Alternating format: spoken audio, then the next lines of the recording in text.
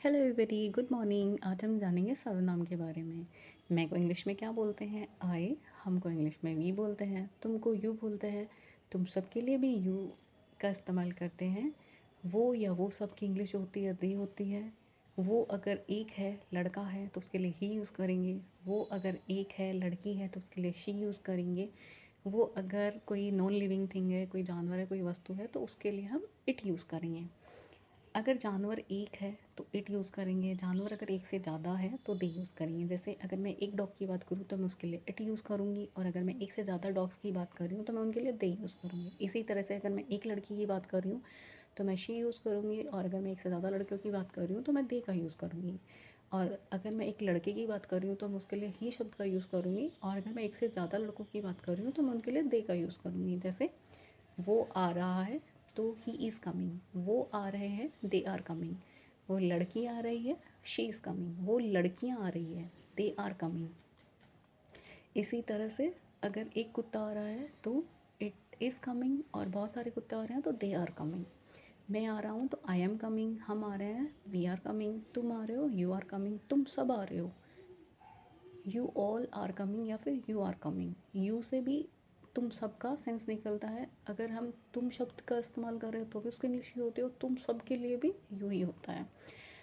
आई को हमेशा singular consider किया जाता है, वी को प्लूरल। आई एक एक्सेप्शनल केस है। आई को ही हमें ध्यान में रखना होता है क्योंकि आई अलग अलग हेल्पिंग वर्ब्स लेता है। आई के थोड़े से रूल डिफरेंट है। हम जो है वी को इंग्लिश में वी जो होता है वो प्लूरल कंसिडर किया जाता है। तुमको यू बोलता है, तुम सबको भी यू बोलते हैं, और ये दोनों ही प्लूरल कंसिडर होते हैं।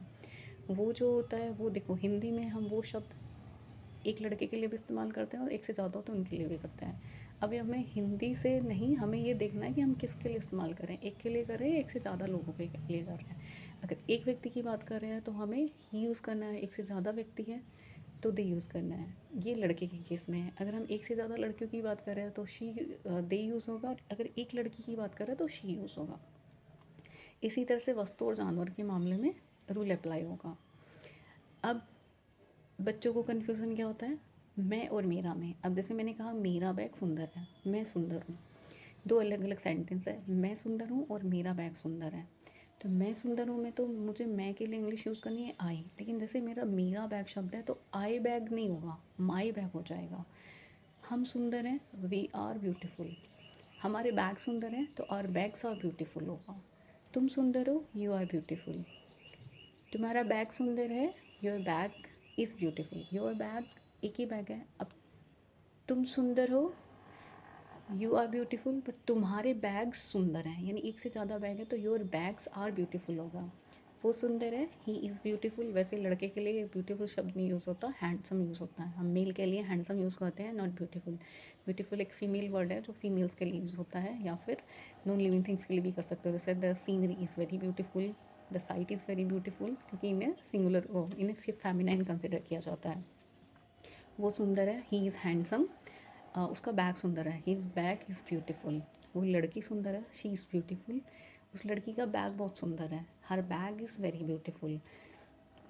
वो कुत्ता जो है वो बहुत सुंदर है, दैट डॉग इज़ ब्यूटीफुल। तो दैट डॉग के लिए मैंने इट यूज़ किया है, इट इज़ वेरी ब्यूटीफुल। और उस कुत्ते का जो बैग है वो बहुत सुंदर है, dogs bag is very beautiful, तो it's bag is very beautiful.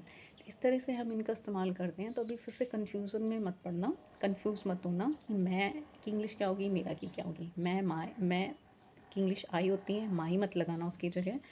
हम की इंग्लिश आवर लगाना गलत होगा, हम के लिए वी शब्द यूज़ करना है। तो अभी लिस्ट को ध्यान में रखना, ध्यान में रखते हुए इनका इस्तेमाल करना। सेंटेंस की प्रैक्टिस हम नेक्स्ट वीडियो में करेंगे। मेरा वीडियो देखने के लिए धन्यवाद। Thank you for watching my video. Stay tuned. Bye bye.